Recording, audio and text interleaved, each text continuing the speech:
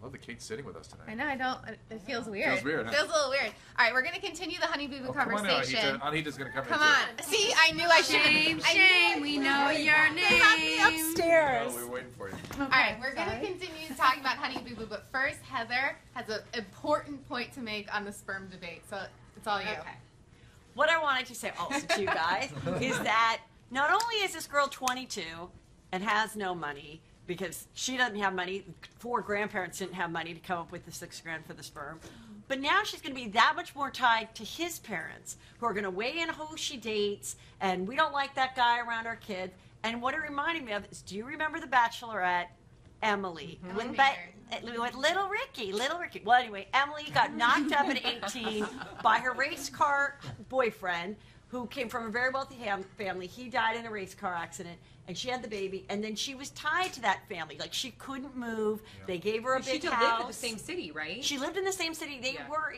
Yeah, but it takes a village to raise a child, and I think I that all know, but I'm saying you don't have that freedom. Like, now you don't have an education, you don't have a job, you're young, and now you're that much more tied to this family who's like, that's our grandchild, that's our son. And somehow having a family umbrella around you is considered negative? But she's young. She may not be thinking about it. Like, she's young, it's like the rest of your life. You're gonna, every guy that walks in that might want to date her has to compete with the dead perfect fiance that never disappointed her, and the child that she I will so say much this to because get I say into. it all the time, that one of the most dangerous places for children to live in America is in a home with a non-biologically related male. Yes. That's mommy's boyfriend or stepfather. Because stuff goes down. Stuff goes down. That's not good. Okay, so Kate, a question out of that. Speaking of which, Facebook users. What? Oh, with Honey Boo Boo. Speaking there's a segue. I thought we'd ask them a Facebook question. We'll ask Facebook questions at the end, but yeah, that's a perfect segue into Honey Boo Boo. Okay, let's do it. I mean, so you were saying how the pickup was all about Pumpkin thinks, we don't know who Pumpkin's father is, who it is, but Pumpkin thinks it is Anna's molester, which is going crazy. And she blames Anna, the crazy... Anna created the problem, right? Because she sent her daddy to jail, right? Yes, exactly. I know. She lied. The way they've separated these siblings, pitting them against each other, the splitting, and the mother taking the side of the convicted perp instead of her children's emotional Well, do you think, because I have a question for you from Twitter, from Heather Gray. She writes, this family's situation in tragic reality is sadly the norm when it comes to generational sexual abuse. Yes, that's true. You brought that up yesterday.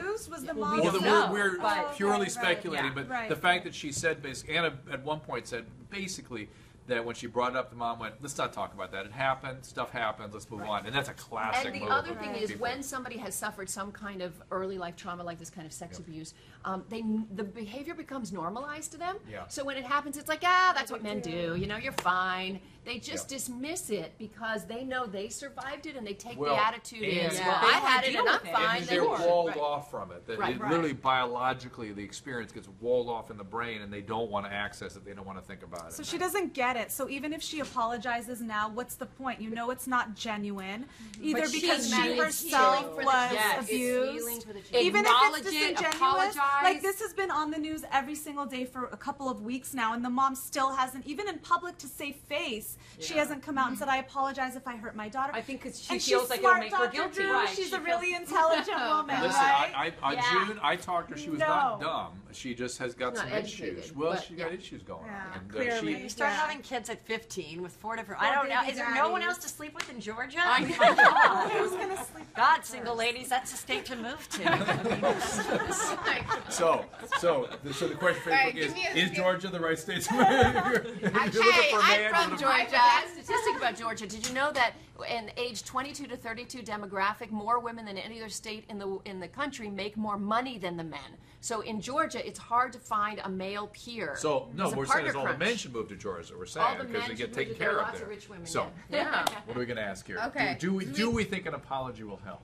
Will an apology help from? I think the question is to Mama June, and then how do you mend the relationship between the sisters, Pumpkin and Anna? Will that someday? Is there some way advice for that? Exactly.